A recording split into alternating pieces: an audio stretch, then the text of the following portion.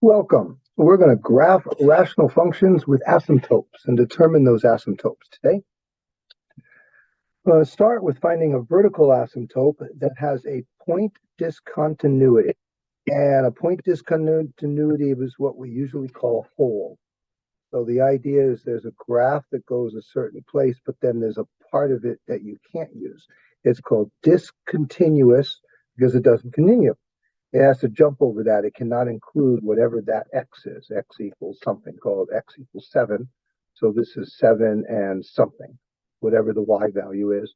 And all the other numbers here can be used. 6 and 4, 5, 4, 8, 9, 10, every decimal, everything, but 7 cannot be. So we're going to determine that. So let's take a look at this. One basic thing when doing any kind of rationals is if you can factor them, you can make things a lot easier in life. And that's what we're going to do here.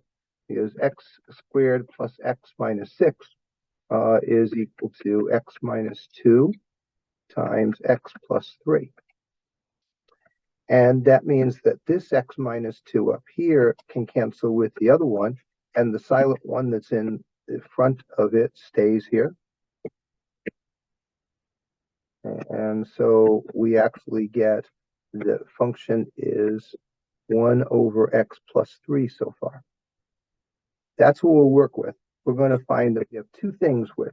So I'm going to say 1a, what we've done is determined the asymptote. We take the remaining denominator, x plus 3, and we make it equal to 0. And then when we subtract 3, we get x equals negative 3. That's the asymptote.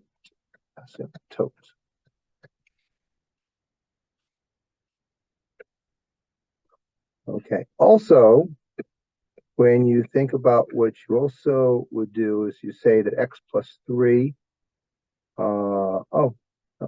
actually that's, it also means that x for the domain, x is not equal to negative 3 because it would make it 0 on the bottom. And then we'll determine with the graph if there's anything else, but that is pretty much on rationals. That's the domain is x not equal negative 3, which means all other x's are acceptable. You can even go so far as to say like all real numbers except negative 3. And there's various other ways to show it, but this is an acceptable way to show the domain. Now, I'm going to do what I call 1b. We are going to determine the whole. So for the whole, we use the cancel factor. Yeah, back there. Okay. So use the canceled factor. So in that case, in this case, it's x minus 2 would make it equal to 0. That means x equals to positive 2. So we will have to look and see where that point is, but it's where x equals 2, and we can determine the exact in it later. All right, so what we're going to do now, and now when you look at the list from the last section on how to do this, the second thing to do is the domain. So that was over here. So we have 1a, 1b, and that's the domain. And then the third thing that we're going to do is a table of values. 3a was to put the undefined x in the middle, okay? And that's the undefined x. Not the one for the whole, but rather the one for the asymptote. So I actually should call it the asymptote x. Undefined x. Okay. So that means it's negative 3. You put that in the middle. And then we need like close, far. And close to negative 3, close to negative 3, and far away from negative 3. That's still on the graph. So we go here to negative 10, positive 10. and this is up to 10 and negative 10. So we were graphing this, we would be looking at where the negative 3 is. Well, at negative 3, we can't actually use it. So what I want to do is I'm going to show that as the asymptote. Our graph lines cannot touch this. X equals negative 3. Okay, so that means since we have negative 3 here, we need to pick like two numbers that are close and one far away, two numbers that are close and one far away. I like to go just to the end of that part of the graph. So we'll show, let's start on the negative sides here, negative 4 and negative 5 and negative 10. And on the other side, negative 2, negative 1, and I'll go up to positive 10. So now when you calculate these, we use the 1 over x plus 3, because that makes that easier, which equals 1 over negative 7 here, which is approximately negative 0.1. Negative 0.1. It's much easier to round to decimals here in order to graph it. So like negative 10 and negative 0.1 is about here. It's so close to the line y equals 0 line that you barely can you can barely see it. Like this dot doesn't do it justice by any chance. So now the next one we'll do is negative 5. So that's 1 over negative 5 plus 3 is 1 over negative 2. So that's a negative 0.5. That's a little more graphable. At negative 5, it's about in the middle here. Then there's negative 4. So at negative 4, get a negative 1 here, so we get negative 1. And you can see where the curve's starting to go. Now, in order to do better than that, we would do something like negative 3.1. So that's not negative 3, but it's certainly very, very close to 3, negative 3.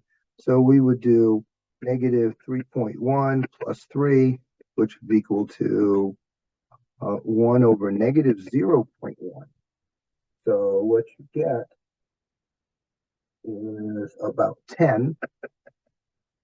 So that's going to be about negative 10. You don't have to do that one, but you can see now, if I was at negative 3.1, it'd be way down here next, which means the curve has to hug the two separate lines, the vertical asymptote, and then it's pretty clear now that this 0 is going to be the horizontal asymptote. Horizontal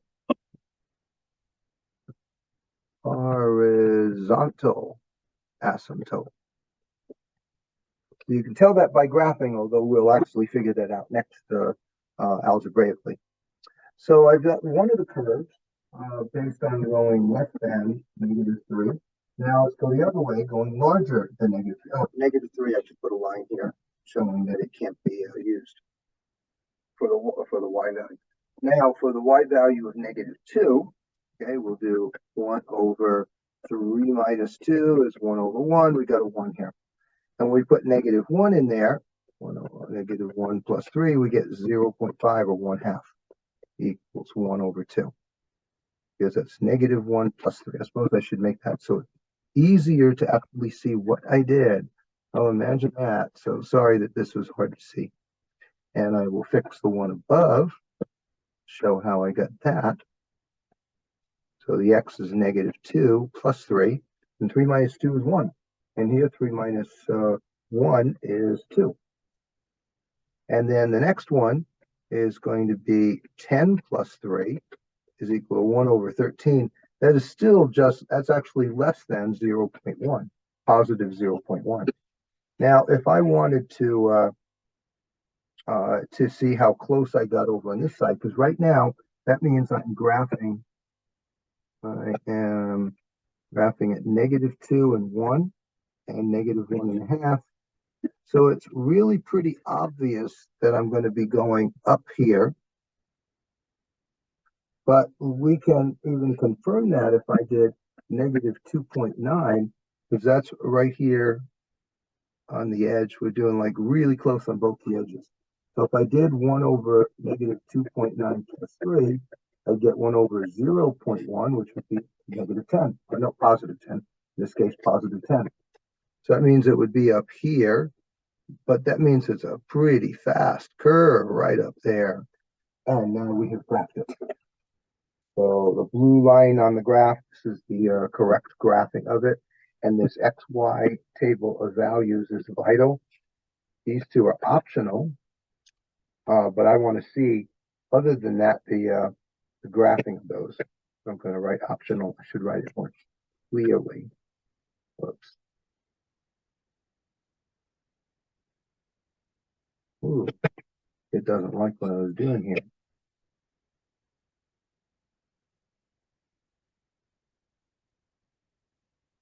Okay, that helps.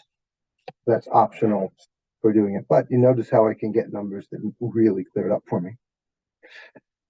So what we've looked at here is 1a and 1b, finding the asymptote and finding the whole, the cancel factor, which I just realized I forgot to graph, so let's do it.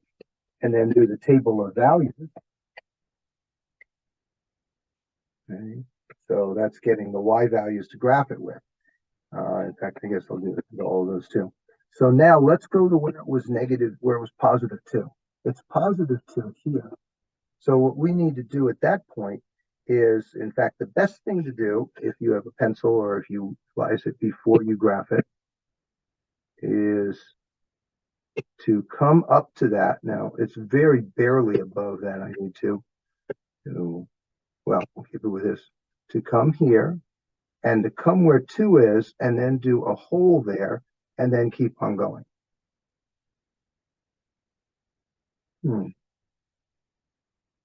And after it to keep on going. Well, that sure doesn't look like a straight line there. It's not supposed to be straight, curving, but you can't tell with our eyes that it actually is. It has to stay above 0.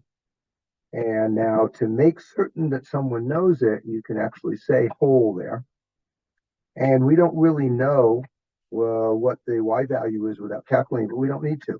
At x equals 2, we'll confirm it. Okay, so that is the hole. Okay, and so that we would determine for that. So we've got the asymptote, we've got the hole, we've got the domain, and we have the table of values that help to graph it. Let's go now to a vertical asymptote with a point discontinuity, meaning the same kind of thing, except now there's different numbers. And let's see what happens, how this one's done. All right, so first, and whenever possible, you see if you can factor it. And we can. Take out a common factor, and on the bottom, the two numbers that multiply to negative 8 and add to 2 would be negative 2 and positive 4. So I put the x there. That did. And now these two cancel out. So immediately that tells me that x equals negative 4 is a whole.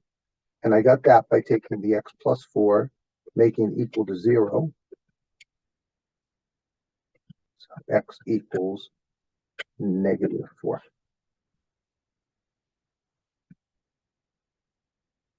So that's the whole. Okay. And 1a, asymptote. That's the one that remains. X minus 2 equals 0. So x equals positive 2. That's the asymptote.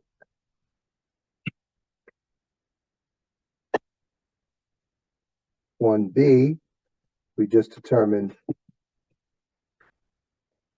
that the whole, or point discontinuity, is at x equals negative 4. So when we graph it, we have to watch for that. 2 is the domain. The domain is the asymptote. So it's x not equal to 2. So you're not allowed to use x. We use it here to draw a line that we can't touch. And so 3, table of values, and with that 2 in the middle. So there's the 2, and immediately we can't do y. Okay, I'm going to graph the asymptote. X equals positive 2.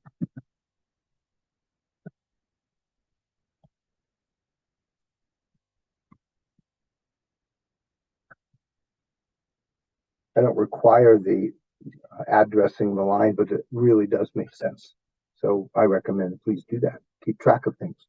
Okay, so now we're going to do 2 close, which would be 3 and 4 and 10, and 1 far away. 2 close, 1, 0, and 1 far away, negative 10. This time I did the higher numbers on top, lower numbers on bottom. It just doesn't matter. So what I have to work with, that was equal to 3x over x minus 2. So we have y is equal to 3x over x minus 2. If I put a 10 in there, I get 3 times 10, and 10 minus 2. So I get 30. 10 minus 2 is 8. Oh, 30 over 8 gives me a pretty good decimal. It gives me 3.75. And that'll be a point I can graph. In fact, I could do that now. At positive 10, it's at 3, there's 4, 3.75 would be about here. Okay, that's our first point. Now I'm going to do it with 4. Okay, so 4 times, or 3 times 4 over 4 minus 2, that's 12. 4 take away 2 is 2. That's a 6. So at 4, 2, 3, 4, we are at 6 for a graph of it. Oh, someone was in blue. Okay. Now with 3 times 3 over 3 minus 2 is 9 over 1, so it's a 9.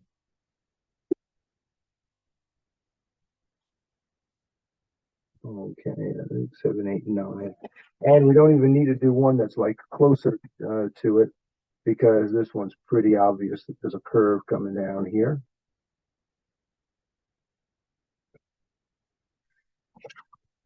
And now on the other side,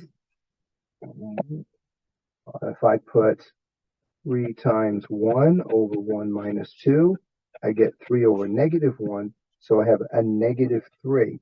So at 1, I go down to negative 3. Oh, I want those dots blue there.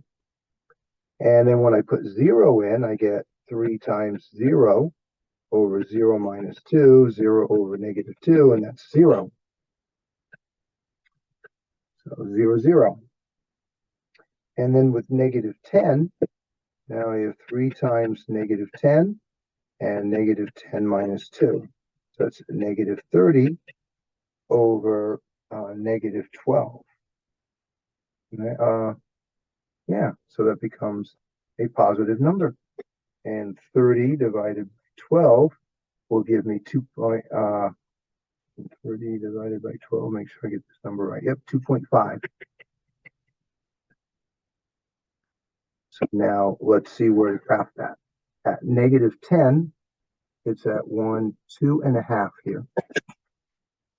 So now I do a curve towards this.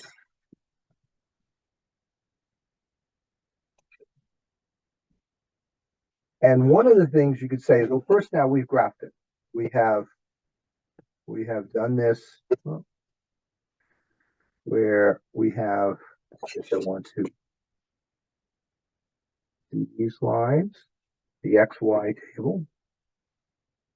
We've determined the asymptote and the hole and the domain. And now it's done, it's completed. What I want you to see next is look at the fact that both of these lines are coming close to but never touching that one. And the address for that line is y equals 3. So as you saw here, going this way, we're getting closer to 3.75, so we're under 4. We're not at 3.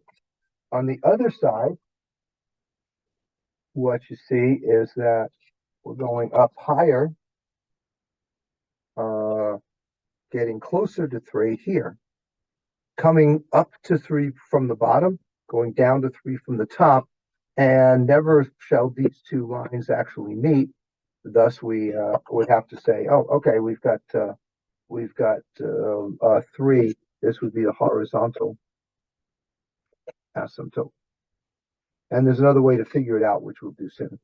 Okay, now I have to go back and remember that we have a hole at -4. 1, 2, 3, -4. So that means we have to come up here and we have to make a nice big hole.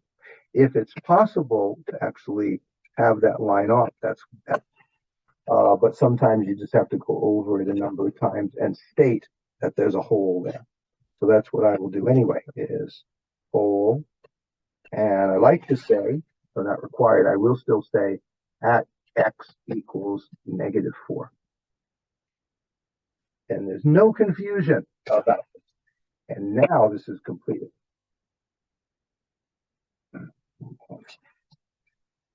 Let's take a look at the next thing, where it's about the horizontal asymptote. So the horizontal asymptote is, you might have a vertical asymptote, but you could have a horizontal asymptote, like we just had in the last problem.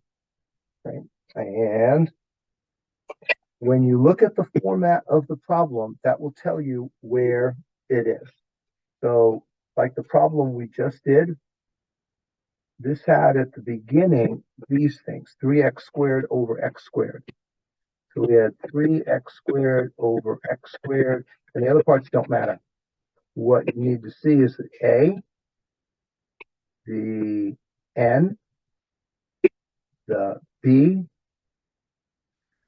and oh no, the b is the coefficient. So the b is the one that's silent in front of it there, and the m. Okay, so to match those up, that means that now the 3 is the a, or the a is 3, the n's 2, b's 1. Now what you notice here is that the exponents are the same. And that means we would use this category. If the exponents n and m are the same, you calculate the horizontal asymptote.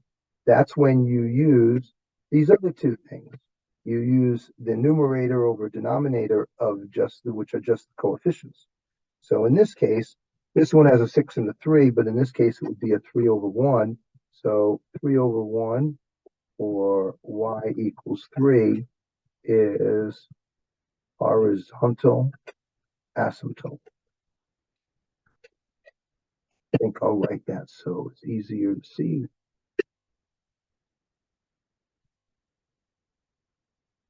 Horizontal asymptote.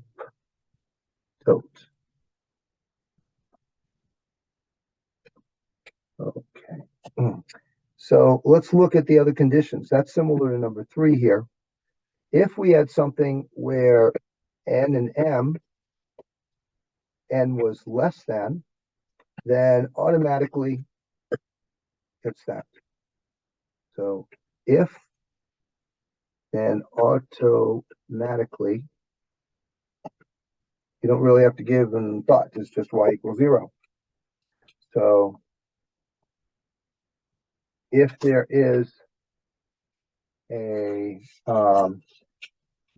horizontal asymptote, oh no, first I'm going back. That means this is the horizontal asymptote here. So if the top one's smaller than the bottom one, and it's just y equals 0. And you see this quite a lot than most of the others anyway. Next, let's look at when it's greater than. That's when it's less than, if n is less than m, or the top smaller. What if it's greater on top? If that's true, then there's no horizontal asymptote.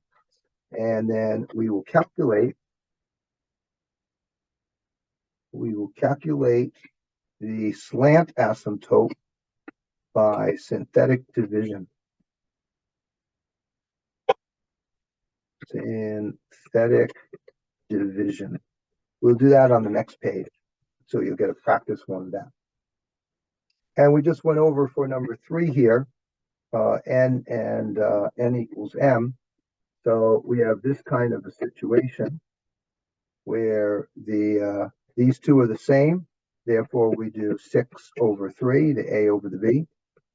And 6/3 is a 2. So that means y equals 2 becomes the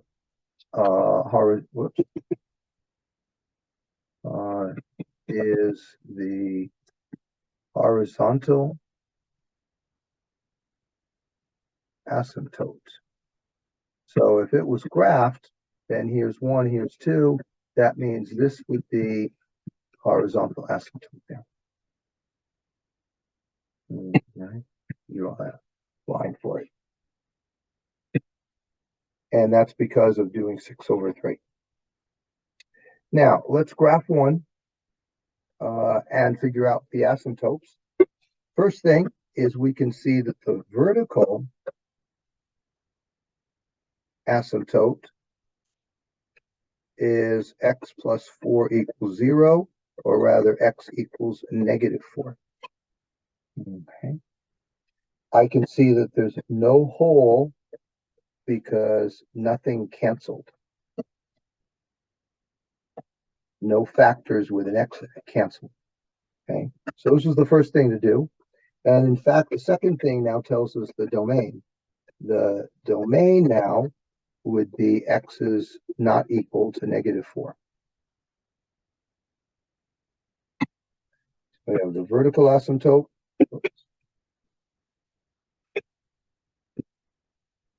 And I have the domain, and I have that there's no hole. So now we're going to do the XY table. And undefined x is the -4 in the middle. I'm going to do 2 of them to one side close to it, and 2 of them on the other side that are farther away from or closer to, and 1 farther away on both of them here. And so now we can calculate these. So 8 over -10 plus 4, 8 over 10 minus 4 is 6, so negative. So it's -1, let's see, 4/3. So is negative and 1 1/3. Or this is the place where it's okay to sort of round it, is approximately -1.33. And then we'll do it with the -6 and we get a -4. With the -5, we get a -8. The -3, it's a +8. With -2, it's a 4. And with 10, it's approximately 0.6. Oh, I guess that worked. Okay, so now I will graph these here. And at -10, we're at -1 1/3. Oops, I went to positive there. Okay, so I'm going down to about -1 1/3, right? And then I'm doing -6 and -4. 3, 4, 5, 1, 2, 3, 4, 5, 6, and down to -4. And then -3 and 8. And I just realized I did not put the x equals -4 asymptote in there. Although it's not required, it makes a lot of sense because then it helps to know where you're getting close to. Now, am I supposed to go closer to -1 or supposed to go closer to 0? The answer to that is if the exponent of the variable on the bottom is higher than the exponent of the variable on top, then it means it's the horizontal asymptote is 0. And so that means we're going to get closer to there. Now, the other thing to remember is there's no x at all on top, but there really is. It just means that there was a 0 exponent because x to the 0 is 1, and 1 times 8 is 8. So we just didn't write the 1. Okay, now let's graph the other side. These ones here, -3 and 8, 6, 7, 8, -2 and 4, 10, and about 0.6. Let me write here. Now we have to get close to 0. So it means our curve is going like this. And there is no hole this time to worry about. So that's good news.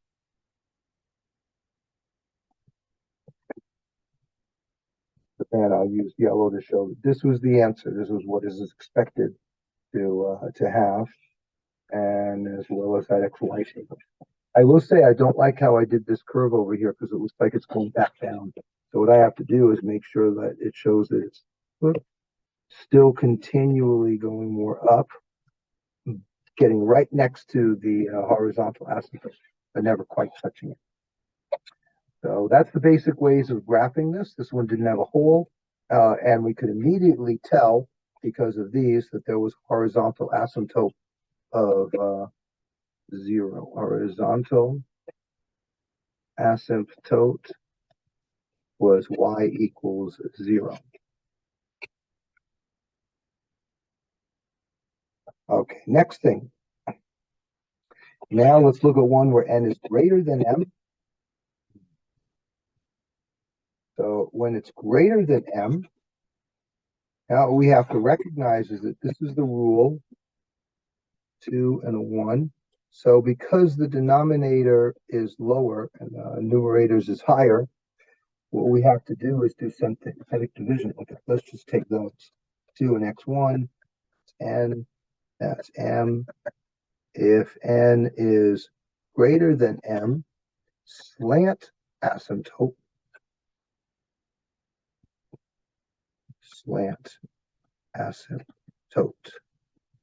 And the way we do it is we use synthetic division.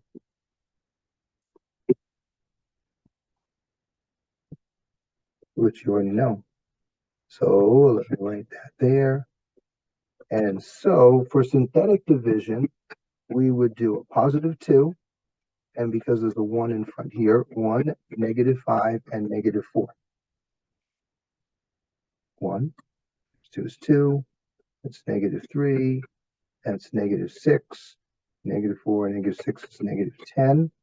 So what we get is, since this was a 2, we go down 1, and so we get x to the first power, which means it's just x. And this one would be x to the 0. We're going down them, so we don't even count it. It's just -3. And then we have a remainder of -10. When you do the slant asymptote, you throw out the remainder. The remainder. Okay, so the only thing that you use is the main part before the remainder. Keep that. But must write as an equation. Must write it as an equation. Okay, so let me explain that a bit. It is called the equation of the horizontal asymptote. Thus, must put y equals in front. Y equals x minus 3. Big deal on that one. And just make sure you do it as an equation. Well, now we have a couple of things to look at for determining the place in the middle. And in particular, it has to be the one that's the x. So we'll use this one, which is actually means x equals positive 2. So, make that equal to 0 and then add 2 to both sides. And that is the vertical asymptote. I'm going to put vertical asymptote. Okay, that's the vertical asymptote. So let's do 2 things with x equals 2 is go along here to put that 2 and put it in here. And there's nothing that touches. We go like that. So we're going to do 2 numbers on one side, 1 and 0, and one that's farther away is 10, -10. And here we'll do 3 and 4 and a positive 10. Okay. So if I do -10, oh, actually, let's come back up here. And so write this x squared minus 5x minus 5x over x minus 4, or plus x minus 4, minus x, or minus 4, over x minus 2. Now, it would be really nice if that could be factored, but the fact that it had a non-zero remainder means that this cannot be factored. And so we have just these numbers we can work with. So negative 10 squared minus 5, negative 10 minus 4 over negative 10 minus 2. So that's 100 plus 50 minus 4 over negative 12. Okay, add those on up, and oh, wait a minute, negative 2 minus 8, negative 10 minus 12. Yep. Okay, so it's 100 plus 50 minus 4, and that's 150, 146. So it's about 146 over negative 12, which is 144 over 12 is 12. So it's almost exactly a negative 12. So I'm going to do, let's see, that's with the negative 10. Okay. So I'm going to put this in as approximately negative 12. Okay. And then the other ones, when I put in 0, I'm going to get a 2. When I put 1, I'm going to get an 8. You can calculate these and see if you can get these same numbers. 3 is negative 10. 4 is negative 4. 10 is 5.75. You can get these same things by putting them in the graphing calculator and putting this into the graphing calculator and then looking at the table. All right, so you can save yourself a lot of work, or you can do it this way, which I like doing it this way. So I recommend to take full advantage of your graphing calculator. Now, let's also graph this. Y equals x minus 3. So that means negative 3 is the y-intercept, and the slope is a 1, so it's 1 over 1.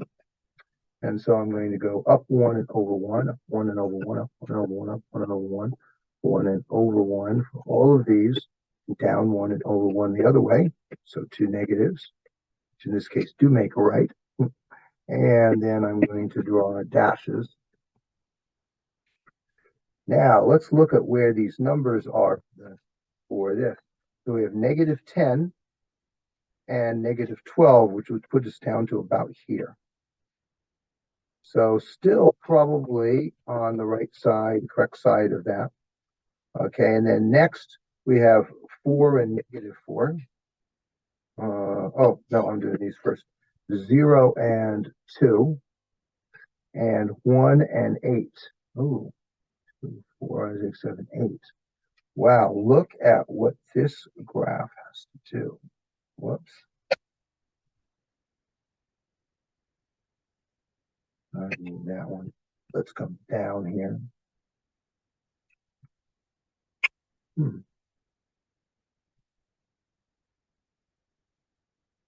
Can't get that very well. It does not have to be a perfect line, but I'm trying really hard to get this one better. Okay, and then I sort of am here.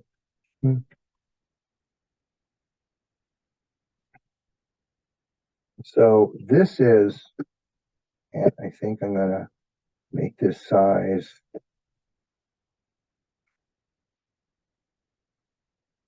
So now it's really pretty obvious that that's that one. And on the other side, we're at 1. Let's see, now I'm going to do these. 3 and negative 10. 2, 2, 3, and 3 and negative 10's down here. 4 and negative 4, and 10 and 5.75. 4, 5, 5.75 is about here. So it looks like this is going to have this same kind of a curve. Interesting about where it goes. Okay. Many times people are used to the curves going this way, and you've seen that from your work perhaps, but not this time. This time it's these curves that I'm showing now. So those curves would be the correct answer. There's no hole there because nothing canceled out. All right, so the yellow shows that that's supposed to be the correct answers for these. And at vertical asymptote, depending upon what's asked for here. So this is what you do when n is greater than m, you use synthetic division. Yes, you can do it with long division. It's usually much easier this way. Okay. So that's the key to this type of problem. That's when it's a slant asymptote. Let's look at the last problem here. Now, these are where they're equal. And this, again, is something perhaps a little more common or more comfortable with usually. Right? So we're going to determine or factor it here. It looks like I can take an x out of both of the top and bottom. X plus 3. And those x's cancel.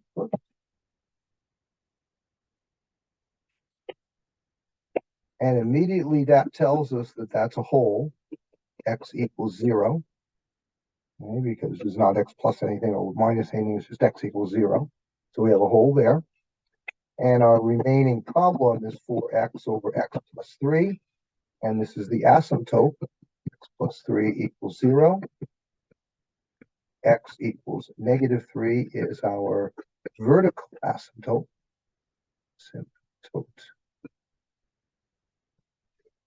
Okay, so we know there's a whole. We know there's a vertical asymptote. And if we were asked the domain would be this x, but not equal to negative 3. Okay, now we're going to graph it. And we need to take that negative 3 to put over here in the middle. And I'm going to take two numbers on one side. I'll go negative 4, negative 5 that are close by, one that's far away. On the other side of negative 3, two numbers that are close to it, and one that's farther away. And this is y equals, or f of x equals, 4x over x plus 3. So for my first one, I need to make this sized again better. I'll leave it and I'll just do these. So that's 4 times negative 10, negative 10 plus 3, negative 40 over negative 7, which comes to about 5.7. And the negatives cancel. So it's approximately 5.7. So I could do negative 10 and about 5.7 before 5.7 would be about there. Okay. Next, I'm going to do negative 5. So 4 times negative 5 over negative 5 plus 3. So we have negative 20 over negative 2. So we get a 10 in here. And the other numbers are what I'm putting here. So you can calculate those yourself to see if you can actually get them. Okay. Reach me 1. Let's graph these. So at negative 5, 3, 4, 5. It's at a positive 10. Interesting. And then at negative 4, it's way up here somewhere. So that means it looks like this is curving this way. So we need to determine a few things, or I have not put the vertical asymptote of negative 3 yet. And it looks like I'm going to have to adjust this curve because this would continue to go up this way, which means the 4 and 16, negative 4 and 16, maybe, see if that was 10, I'm going to guess the 16 is about here. But we have to stay correctly on the side there. Ooh.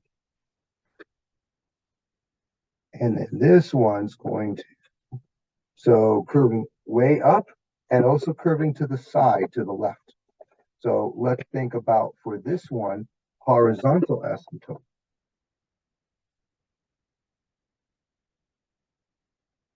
Asymptote. And for that, because x squared is over x squared, because they're the same, we're going to use 4 over 1, which is 4. So y, I have to remember it's y here.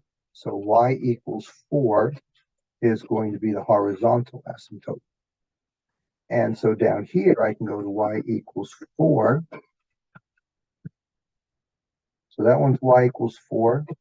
This one's x equals negative 3. And then it looks like I'm graphing this one correctly because I'm staying above that that line. In fact, I want to make this all a little better. Down.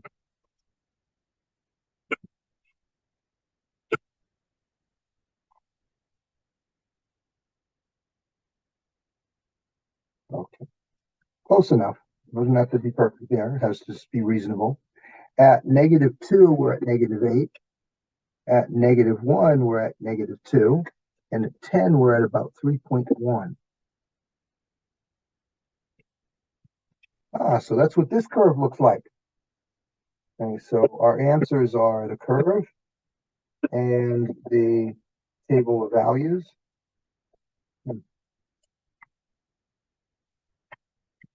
Let's get everything back. It is messed up. Okay. And then the vertical asymptote, horizontal asymptote. So if we were asked for the domain, we would do that one. And that's it for these three examples. Let's review back what happened here. Okay. So first was determining that the horizontal asymptote is automatic in one case. It's no horizontal asymptote, or you have to calculate the horizontal asymptote. And you determine which ones are which by the inequality sign or the equal sign. And the exponent being larger or smaller on top to compare to the bottom. Okay, that's, I need to align that one too. So on this example, this was just a basic one with nothing really extra in it, pretty much. This one, we have the denominator's exponent smaller than the numerators, which means we would use static division for it. To get the slant asymptote, circle that in red, slant asymptote. And you don't use the remainder. There's a reminder about that. You just throw it out. It's one of the few places in math that you just throw something out. We simply graph with the main equation part without the remainder. And so that's graphed here. Okay. And then the table of values and so on. This problem shows when n and m are equal. Okay. And that completes it. So I hope that helps with having figured out the vertical asymptotes, horizontal asymptotes, including a slant asymptote, and graphing these well. Well, thank you very much for watching. I hope this helps.